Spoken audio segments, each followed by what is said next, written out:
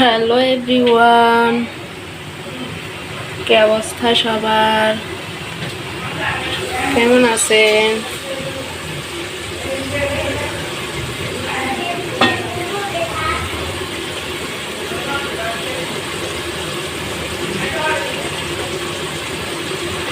আজকে কি রান্না করতেছি দেখতে থাকুন। মুরগির মাংস, তারপর শাক, মুরগির মাংস,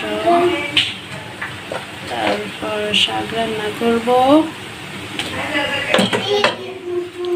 ভাত রান্না করে ফেলছি, এই যে ডাউ রান্না করছি।